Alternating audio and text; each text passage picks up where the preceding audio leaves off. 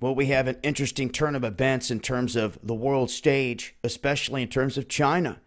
After this meeting with Trump, it seems that China is actually doing things here, working with the United States. And if you guys missed it, Trump basically put the cards on the table and said, look, we will give you guys a better trade deal if you can help us solve the issue with North Korea. So in turn, what have we had? We've had China reject North Korean coal shipments en masse. Like over 2 million tons stranded at ports as they now proceed to buy from the United States. So this was basically part business as well as Trump just negotiated a huge deal on the coal, and basically China took it in this sense and said, all right, we'll come through you for the coal. We're going to shut them down. Then we have this, China threatening to bomb North Korea's nuclear facilities if it crosses Beijing's bottom line.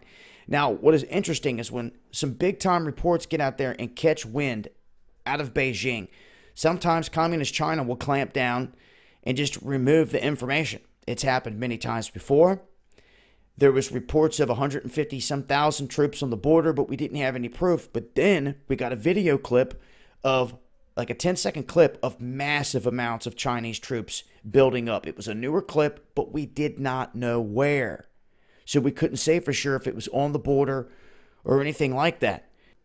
But now we have China basically threatening North Korea, saying we're going to take out your facilities if you cross our bottom line. So what is China's bottom line? They're basically saying that through your illicit nuclear testing, that if either one of these two things happen, either nuclear leakage or pollution, if it floats back into northeastern China, they're saying they're going to level anything they've got going on. Now think about it like this. They're concerned, and they don't want the United States launching the missiles in here, to be honest with you, because if they take out certain places and big, massive chemical plumes go up in the air, well, the United States isn't going to be downwind from this, obviously. It's going to drift either toward the south or toward the north, moving east as well. But the ocean water versus here in this country, where everything blows in on the west coast, if any wind is blowing in on the coast over there, it could push it back in. You're really going to have to look at the particular weather patterns for that day if that was to ever happen. But China is very aware of this, and what they've said is this. Basically, if you allow anything like this to happen, to put China in jeopardy, period, whatsoever, at risk at all, then we're going to launch strikes, and we're going to come with force. Now, think about this. If that's their concern, then they're going to have to be very careful with what they're targeting, because they don't want to hit something and then have that plume come back into their face. So what I would see them doing in this instance is literally, if Kim Jong-un allows this, I could see them getting very ticked off and just start eliminating all of his key positions. You talk about decapitation strikes, taking him out of the picture, a thorn in their side, would work for them, in my opinion. But this is the thing. Then what? Is China going to move in to try to back some puppet government, or are they going to let the United States cross the border from South Korea, come in and establish a puppet government?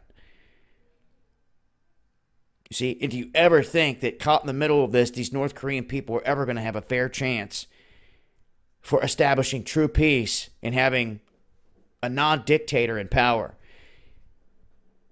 Well, that's where it sits thus far. I just wanted to let folks know that China is turning the table, so to speak, in certain ways, especially by cutting off the whole coal production, threatening to attack. And this is legitimate, even if China wants to deny this. Because a lot of times China will have information pumped out, and then if somebody doesn't like it, they'll have them bring it down. No matter what, they'll censor it. Bottom line is this. It is a legitimate excuse for China to make a move. If they really feel that a nuclear explosion or fallout is going to come back into their country, then that is legitimate for them to make a move. But in terms of how they do it with the strikes, it's a whole different ballgame. We see too many innocent people killed out there in the battlefield. And, the people in North Korea have been suffering for a long time. But at this point, China is eyeballing this carefully. And I just wanted to put all this information out there and let it be known that they've been making moves. And I will continue to update if anything else changes in regards to this. And I will leave links below. It's been Dabu7.